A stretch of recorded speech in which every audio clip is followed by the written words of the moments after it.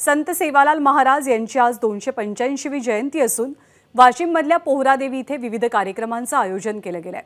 धर्मगुरू महंत जितेंद्र महाराज यांच्या प्रमुख उपस्थितीमध्ये भव्य शोभायात्रा काढण्यात आली। या यात्रेमध्ये बंजारा समाज बांधवांनी मोठ्या प्रमाणात सहभाग नोंदवला, तर यात्रेत मोठ्या संख्येने घोड्यांचाही सहभाग होता।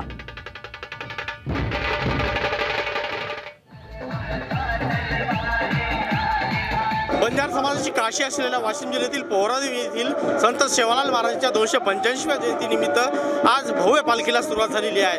आपण माझ्या मागे बघू शकता, मोठ्या प्रमाणात युवा पिढी, तरुण असतील, तरुणी असतील, या पालखीमध्ये मोठ्या प्रमाणात सहभागी झाल्याचं चित्र इथे पाहायला मिळतंय। आज इथं पालकमंत्री संजय राठोड यासह विविध मंत्र्यांचा समावेश इथं होणार आहे।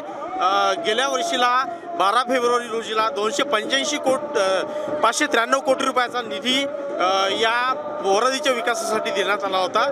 त्याची पाहणी करण्यासाठी आणि संत सेवालाल महाराजांच्या चरणी नतमस्तक होण्यासाठी आज इथं मंत्र्यांचा मोठा जमावडा होणार आहे आणि यावेळेस लाखोच्या संख्येने इथं भाविक इथं जमा झालेले आहेत। एकूणच जल्लोष इथं पाहायला मिळतोय।